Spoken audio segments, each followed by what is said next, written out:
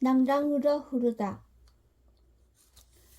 봉사원 7년 4월 고구려 서쪽 낭랑군. 푸른빛이 완연히 대지를 뒤덮고 있는 늦은 봄날의 정오 무렵이었다. 두두두두. 마른 벌판을 가로지르는 새피리 말이 먼지 구름을 연신 피워 올리며 내달았다. 척 봐도 날렵한 춘마들은 앞서거니 뒤서거니 하며 번개처럼 객잔 앞으로 달려들었다. 호허, 미안하지만 내가 1등이에요. 늘씬하고 아리따운 처녀가 한 손으로 고삐를 쥐고 또 한 손으로는 긴 머리칼을 쓰다듬으며 상쾌하게 웃었다. 정말 우리 서청이 기마술이 이제 제일 나은걸? 이 애비는 도저히 못 따라잡겠더구나. 이마가 훤한 40대 초반의 남자가 웃음으로 화답했다. 하하, 제가 꼴찌를 했네요. 그러니 두 분은 먼저 들어가시죠. 저는 약속대로 말을 수습하고 들어가겠습니다. 마지막으로 도착한 청년 역시 시원하게 웃으며 말벌비를 한 대 움켜잡았다. 그럼요, 내기는 지켜야죠. 아버지 들어가요. 그래 정균아, 말을 충분히 먹여야 한다. 알겠습니다, 스승님. 중년이 사내는 서청이라 불린 처녀와 팔짱을 끼고 낭랑루라는 현판이 붙은 객잔으로 들어섰다. 실내는 손님들로 제법 북적이고 있었는데 주인 남자가 한달음에 달려나오며 이들 부녀를 맞았다. 아이고, 어서 오십시오. 양대부님, 어서 이쪽으로 앉으십시오. 주인은 창가에 전만 좋은 자리로 두 사람을 안내했다. 사람이 제법 많은데 이런 좋은 자리가 남아있었네. 아닙니다. 이건 일부러 비워둔 자리입니다. 대부님이나 낭랑부의 고관들이 오실 경우를 대비해서 말이죠. 이 자리는 아무나 앉을 수 없답니다. 아무튼 고맙네. 요리를 몇 가지 시켜야겠는데 오늘은 송아지 수육이 아주 좋습니다. 어제 잡아서 아주 신선합죠. 그리고 늘 드시는 오리구이와 또 만두도 준비해야죠. 그래, 한 사람 더 오니까 알아서 양을 맞춰줘. 아, 방교유님이 오시는 모양이군요. 알겠습니다. 술을 뭘로 할까요? 주인은 술을 권하며 소청에게로 눈동자를 돌렸다. 소홍주로 주세요. 소청이 대답했다. 네, 알겠습니다. 그런데 이거 큰일 났습니다. 소청 아가씨는 술을 좋아하는데 방교위님은 술을 입에도 안 대시니 이거 앞으로 두 분의 앞날이 어떻게 될는지 참 걱정스럽습니다. 제가 이제부터라도 방교위님께 술을 좀 가르쳐야 할까봐요. 네네. 주인이 가고 나자 두 부녀는 가벼운 웃음을 겨워냈다. 단골인 자신들을 위해 언제나 좋은 자리를 남겨두는 주인은 친절하고 익살스러웠다. 말들이 지쳤을 텐데도 건초를 아주 잘 먹는데 정균이라 불린 청년이 서청이 옆에 앉으며 말의 상태를 알렸다. 워낙 명만들이라 그래요. 말들이 자랑스럽다는 듯 얼굴에 애정을 잔뜩 담아 말하는 소청의 청아한 목소리에서는 티없는 소녀의 풋풋함이 물씬 풍겨났다. 이리 와, 이놈아. 어디서 속임수야? 갑자기 입구 쪽에서 상소리가 들려오자 양대부 일행의 눈길이 자연스레 그쪽으로 쏠렸다. 험상궂게 생긴 3명의 사내들 중 하나가 연약한 손에 손목을 홱 하고 잡아채는 모습이 눈에 들어왔다. 그 칼 이리 줘봐. 그래, 이 칼로 찌르는데도 저놈 백가죽이 그냥 붙어있다는 얘기지? 어디 내가 한번 찔러볼까? 아니, 안 돼요. 큰일 나요. 이년아, 그러니까 이상하다는 거야. 내가 찌르면 괜찮고 내가 찌르면 큰일이 난다? 그러니 속임수 아니냔 말이야. 이년아, 그 돈주머니 이리 줘. 이건 다 속임수로 번 돈이니 내가 보관한다. 안 돼요. 안 되긴 뭐가 안 돼. 확 저놈을 칼로 찔러버리기 전에 내놔. 아,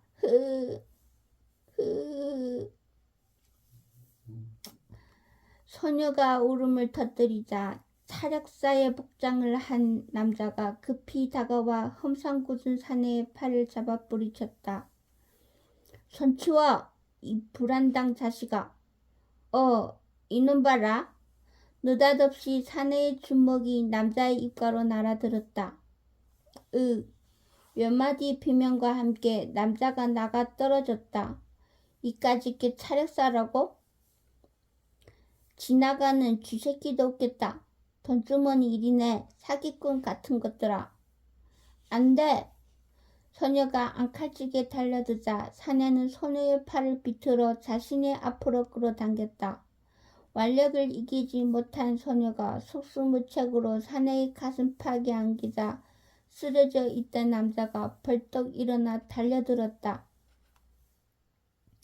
그러나 옆에 앉아있던 불안당 하나가 번개처럼 일어서며 주먹을 날렸다.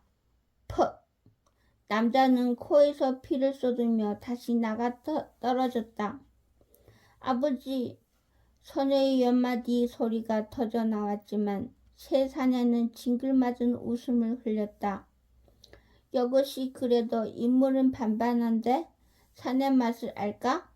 이참에 우리가 좀 가르쳐주자고. 이제 사내들은 아나무인이었다. 사내 하나가 소녀의 엉덩이를 왁살스럽게 꽉 움켜쥐었다.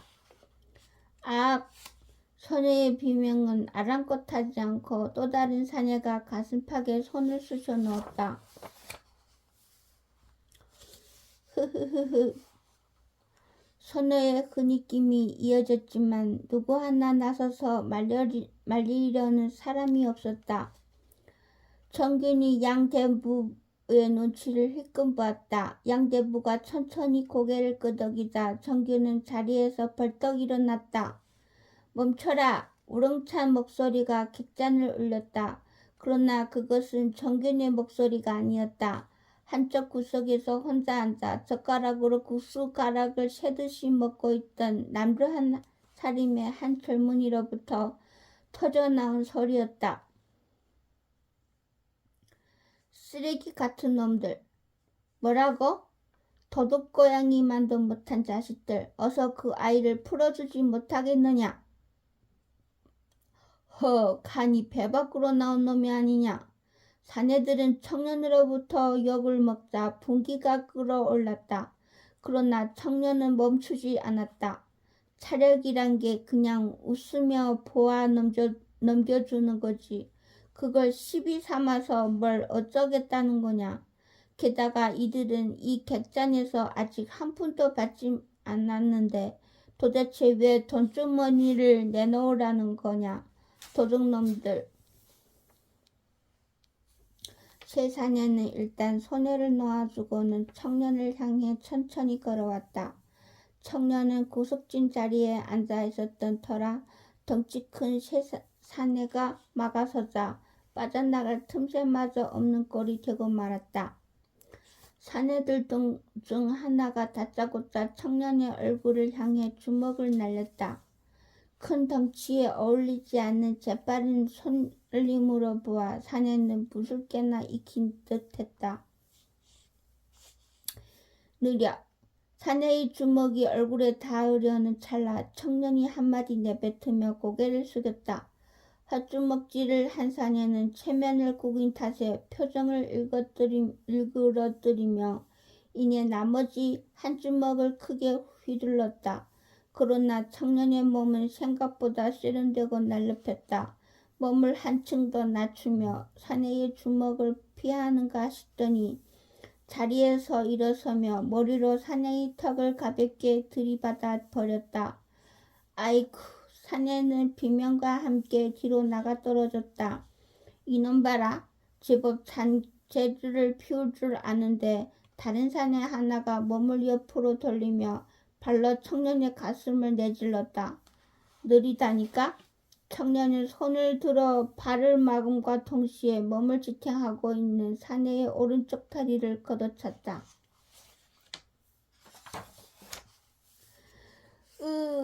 두 번째 사내 역시 비명과 함께 바닥에 나가 떨어졌다. 주위에서 탄성이 터져 나왔다. 그러자 세 번째 사내가 자신이 앉아있던 자리로 뛰어가 탁자 위에 놓아둔 금도를 잡아들었다. 객잔 안은 일순간 정적이 흐르며 긴장이 맴돌았다. 이 조무래기 녀석, 칼맛을 보여주마. 사내가 금도를 겨누자 청년의 안색이 급작스럽게 달라졌다. 청년은 조금씩 뒷걸음질 치며 상대의 눈을 응시했다. 조금이라도 호흡이 흐트러지면 바로 죽음으로 이어질 수도 있는 상황이라 그런지 조금 전에 날렵한 몸짓과는 확연히 달라진 청년의 이마에선 어느새 굵직한 땀방울이 배어나왔다. 흐흐, 애송이, 주먹 좀 쓰던 놈이다 싶었는데 아직 칼맛을 본 적은 없는 모양이로군. 단칼에 모가지를 날려줄 테니 어디 한번 피해봐라. 사내는 금도를 겨눈 채 조금씩 청년을 압박해갔다. 청년은 모든 신경이 팽팽하게 부풀어 오르는 와중에도 강렬한 시선으로 상대의 눈을 응시했다. 상대가 조금씩 밀고 들어오자 뒷걸음질 치던 청년의 등이 거의 벽에 닿을 지경이 되었다. 이제 더 이상 물러설 것도 없었다. 숨조차 죽인 채 이 광경을 지켜보던 사람들은 다음 순간 벌어질 끔찍한 광경에 몸서리쳤다. 눈을 질끈 감아버린 사람이 있는가 하면 자기도 몰래 손으로 입을 막는 사람, 심지어는 한 구석에서 부들부들 떨고 있던 사력사 부녀도 더 이상 참지 못하고 밖으로 뛰쳐나갔다. 이상하군. 예리한 눈길로 상황을 지켜보던 양대부가 혼잣말처럼 한마디를 뱉자 소청이 바로 말을 받았다. 뭐가요? 앞뒤가 맞지 않아. 누구요? 저 청년 말이다. 몸놀림으로 봐서 상당하다 싶었는데 지금 금도 앞에서는 맥을 못 추고 있지 않니? 아직 병장기를 상대로는 한 번도 싸워보지 않은 사람 같구나. 처음에 세련되고 빠른 동작과는 앞뒤가 맞지 않는다는 말이다. 저 사람 괜찮을까요? 서청이 염려해 방정균의 눈길이 양홍거를 향했다. 스승님, 제가 나설까요? 이미 싸움은 끝이 난 것 같습니다만 양대부는 손을 들어 그를 가로막았다. 아니, 좀 더 지켜보자. 서청이 청년에게서 눈을 떼지 못한 채 호기심 가득한 목소리로 물었다. 정규훈 오빠 생각에는 어떻게 될 것 같아요?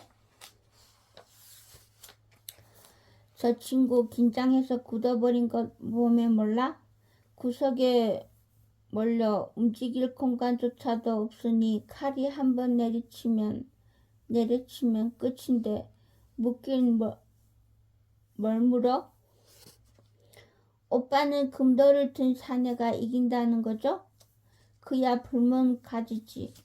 아니에요. 나는 저 청년이 이긴다고 봐요. 어째서? 직감이 그래요. 저 사람은 금도를 상대해 본 적은 없지만 기본적으로 상당한 무예가예요. 처음 두 사내를 제압하던 동작이 물 흐르듯 자연스러웠어요. 정규는 서청이 청년 편을 들고 나서자 심사가 틀어지면 괜한 어깃장을 놓았다. 나 원참 상당한 무예가라는 놈이 지금 저 꼴은 뭐냐? 고양이한테 몰린 쥐새끼 마냥.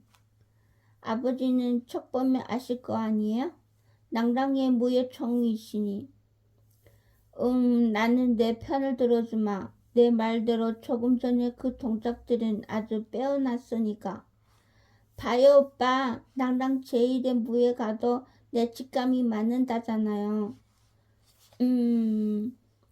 정규는 스승마저 소청이 편을 들자 내심 미심쩍으면서도 더 이상 반박하지 못했다.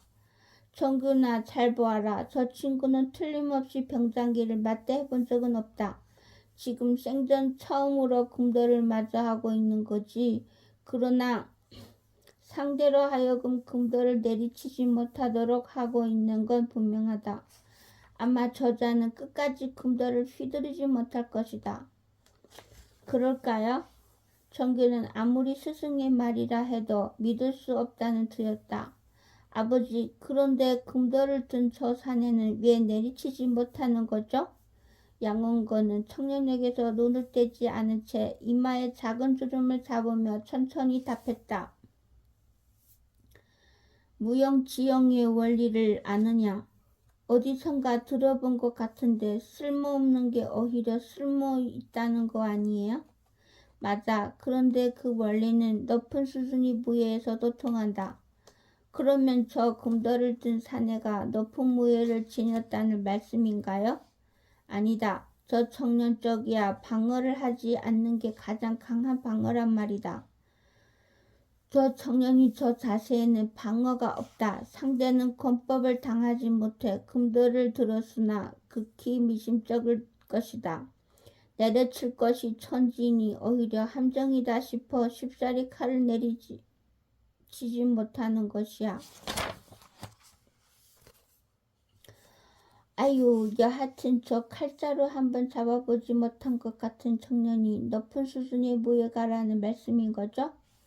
글쎄다. 최소한 어떤 경지가 높은 무인으로부터 들어둔 게 있는 것 같구나. 죽음의 순간에 살려 발버둥치지 않으니 그것이 또한 최고의 방어가 아닌가. 여하튼 저 친구 참 특이하다. 아주 간단한 건 모르면서 정말 어려운 건 알고 있는 셈이니. 낭랑의 무예총이 양운거의 예상은 놀랍도록 정확했다. 금도를 든 사내는 청년을 구석으로까지 모는 데는 성공했지만 한참이 지나도록 마지막 한 칼을 내리치지 못하고 있었다. 처음에는 청년의 이마에 땀이 맺혔지만 이제는 거꾸로 사내의 얼굴이 온통 땀으로 기범벅이 되고 있었다. 그만해요. 소청이 앙칼진 목소리가 두 사람 사이에 팽팽한 긴장을 깨고 객잔에 올려 퍼졌다. 이기고 진 사람은 없어요. 무슨 부예요. 그러니 당신은 칼을 내리고 당신은 이리로 와요. 금도를 든 사내는 힐끗 소청을 쳐다보고는 자존심이 상한 듯 소리를 질렀다. 저 삐린내 나는 계집애가 어디다 대고 함부로 주둥이를 놀리는 거야. 순간 정균의 새된 목소리가 날아갔다. 뭐라고? 내 놈이 감히 욕을 해?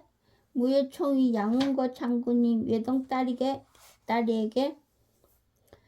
양운거라는 이름을 듣자 사내는 황급한 눈길로 소청이 옆자리를 훑어보았다.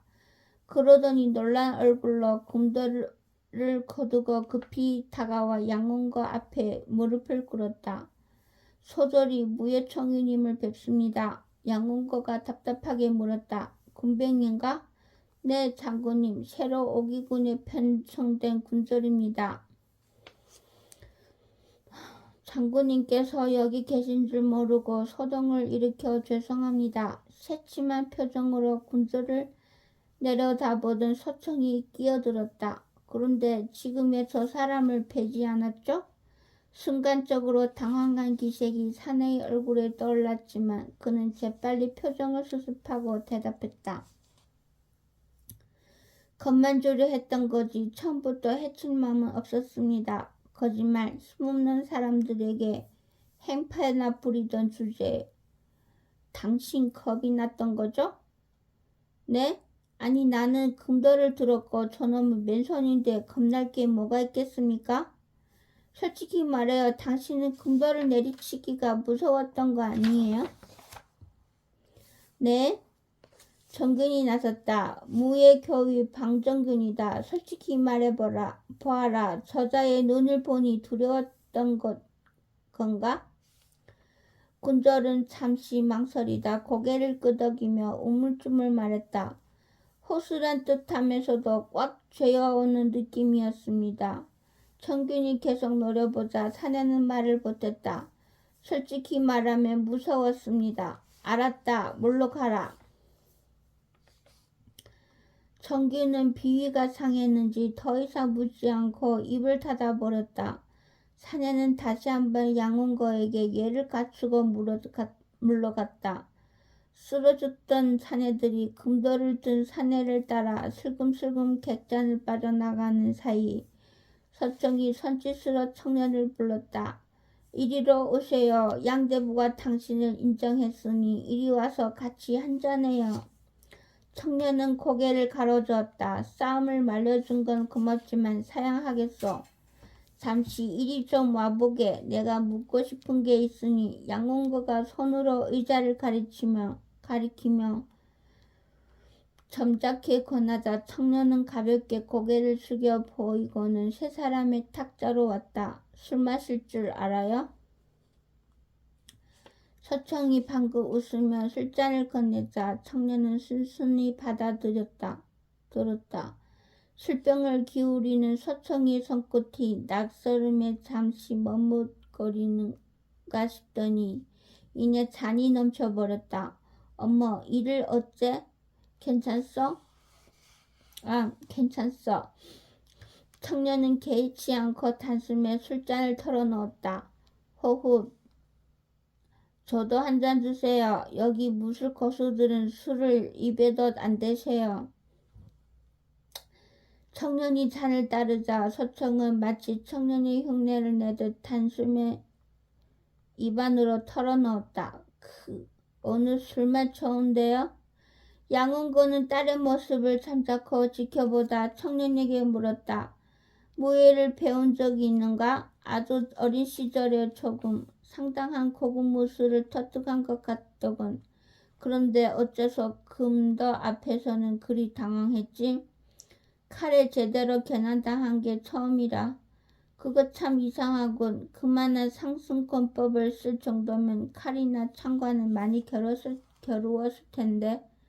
청년은 대답 대신 묘한 웃음을 지었다. 자네 혹시 사금이라는 말을 들어본 적이 있나?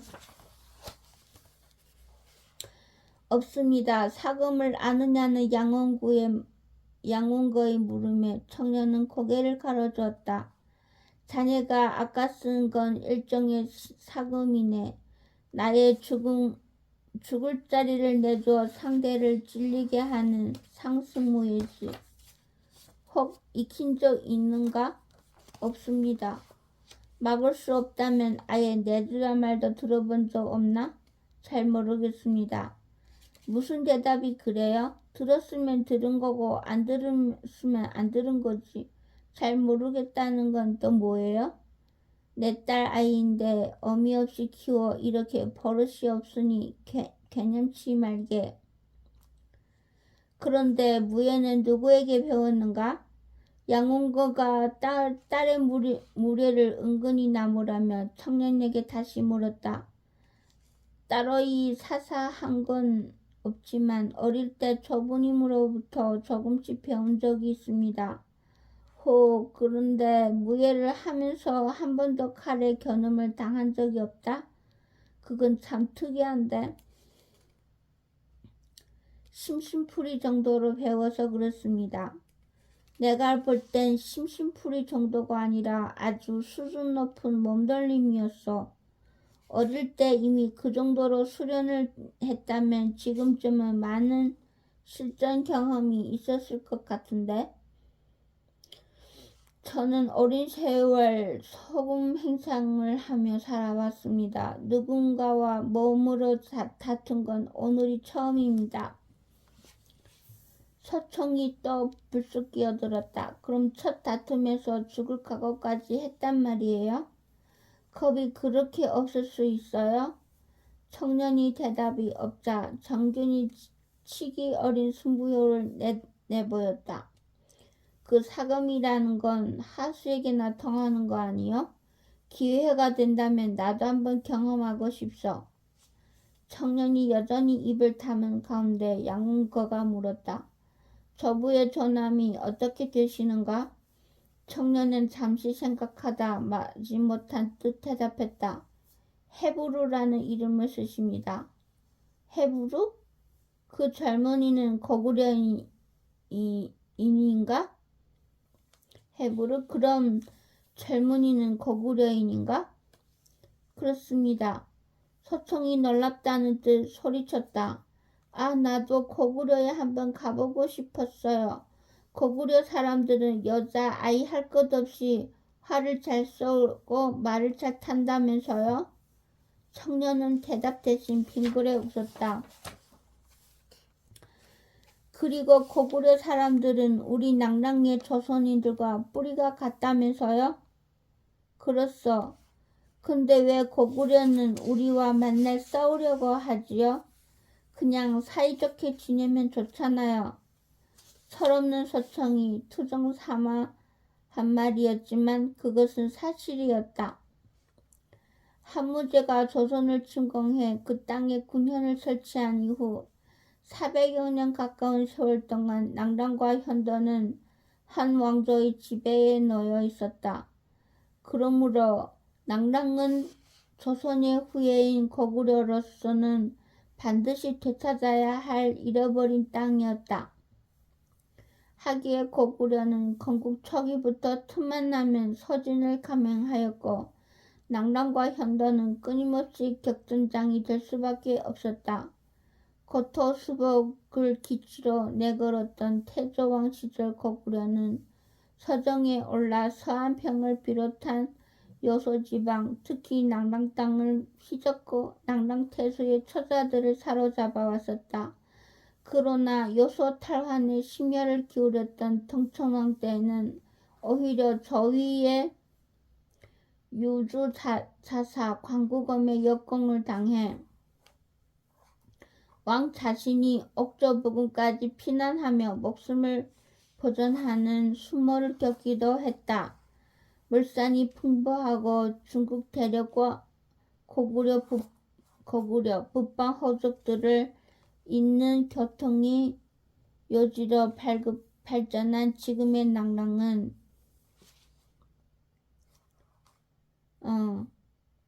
물산이 풍부하고 중국 대륙과 고구려 북방 호족들을 잇는 교통이 요지로 발전한 지금의 낭랑은 명분상으로는 진나라 유주 관할이었다. 그러나 지무제가 죽고 어린 혜제가 즉위하자 척신들 간에 피비린내 나는 권력투쟁이 시작되었고 조정의 힘은 변방에까지 미치지 못해 이곳 낭랑은 지금 홀로 앉은 서국과도 같은 외로운 처지에 놓여 있었다. 여느 때 같았으면 이런 호기를 놓칠 고구려가 아니었다. 아무리 폭군 치하의 고구려라 하더라도 군사를 일으켜 서쪽으로 진군하기에는 더없이 좋은 기회였기 때문이다. 그러나 고구려의 서진 이지를 가로막고 나선 새로운 세력이 등장했으니 바로 선비였다. 원래 북방 초원지대에 살던 선비족 역시 진조정의 혼란을 틈타 점점 남하하기 시작하더니 급기야는 여화를 두고 고구려와 다투는 형국에까지 이르렀던 것이다. 뿐만 아니라 상부가 즉위하고 나서 학정에 신음하느라 쇠약해진 고구려 사정을 눈치챈 선비는 이미 2차례나 내침하여 신성 일대에서 노략질까지 했다. 그러다 보니 낭랑은 적이 또 다른 적을 막아주어 불안정하게나마 평온을 유지하고 있는 셈이기도 했다. 예, 소청아, 그런 곤란한 질문은 하는 게 아니다. 이야기가 엉뚱한 방향으로 흘러가자 양운거가 딸을 가로막고 나섰다. 청년 또한 서청과 다투고 싶지 않다는 듯 빙그레 웃기만 했다.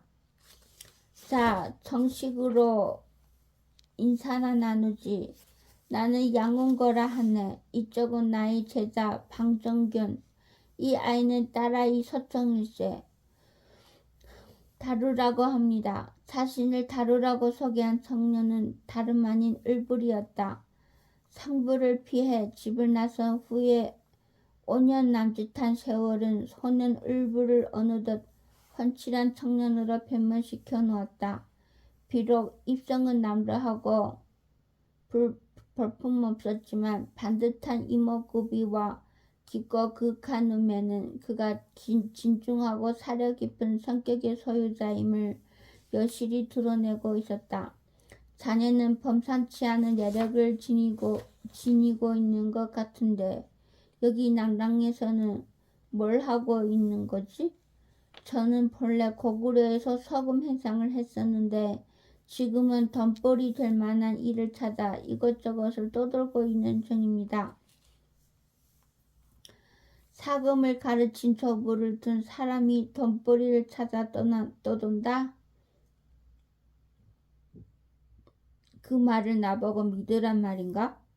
양운거는 무예의 고수답게 을불이 이치에 어긋난 답변을 날카롭게 지적했다. 을불이 마땅히 대답할 말을 찾지 못해 머뭇거리자 양운거가 너그러운 표정을 지으며 말했다. 뭔가 말 못할 사정이 있는 것 같으니 내 더 이상 묻지 않겠네. 사람은 저마다 다 사연을 갖고 살아가는 법이니. 어쨌건 자네는 대단한 젊은이야. 난 자네가 불의 앞에 당당하게 나서는 걸 보고 깊은 감명을 받았네. 낭랑의 요즘 젊은이들 같지 않아. 을불은 고개를 숙여 보이는 것으로 담례했다. 그래서 하는 말인데 달리 계획이 없다면 내 집에 머물면서 정식으로 무예를 배워보지 않겠나? 내가 낭랑의 무예총리이다 보니 여기 방교위 말고도 꽤 많은 수련생을 거느리고 있네. 양운거가 정균을 고갯짓으로 가리키며 말했다. 말씀은 감사합니다만 을불이 사양의 뜻을 채 바뀌기도 전에 서청의 명랑한 목소리가 불쑥 끼어들었다. 아버지 말대로 해요. 보아하니 딱히 갈 데도 없는 것 같은데 뭘 남들은 아버지 밑에 들어오지 못해서 안달인데 튕기긴 뭘 튕겨요? 그리고 아버지가 바쁠 땐 내가 가르쳐 줄게요. 을불은 겸손하게 사양했다. 두 분 말씀은 고맙지만 그러자 양운거가 정색을 하며 물었다. 혹시 내가 진나라 사람이라 저하는 것일까? 대답을 하지 않은 을불이 얼굴에 다소 어색한 표정이 떠올랐다. 이복의 젊은이, 아참 다루라고 했지. 무예의 세계는 심원한 것일세. 국적이나 신분 따위는 문제가 되지 않아. 나는 자네가 고구려 사람이라고 해서 경언하지 않는데 나보다 젊은 자네가 그런 것에 얽매여서 되겠는가? 세상을 좀 더 넓은 눈으로 보아야지. 을불은 말이 없었다. 뭔가를 깊이 생각하는 듯 시선이 허공에 한참 동안 머물러 있었다. 그 침묵을 견디지 못하고 서청이 또 나섰다. 아버지한테 한 수 배워요. 그래야 아까와 같은 일을 당해도 목숨을 부지할 것 아니에요? 양운거는 딸이 당돌한 말에 빙그레 웃음을 지으며 눈으로 을불의 대답을 재촉했다. 을불은 잠시 더 생각하더니 이윽고 자리에서 일어나 양운거를 향해 정중하게 머리를 숙였다. 그러면 염치 없지만 신세를 지고자 합니다. 고개를 드는 을불이 눈에 환하게 웃는 서청의 모습과 지금껏 한마디 참견도 없이 눈길을 다른 곳에 두고 있던 방정균의 굳은 얼굴이 동시에 들어왔다.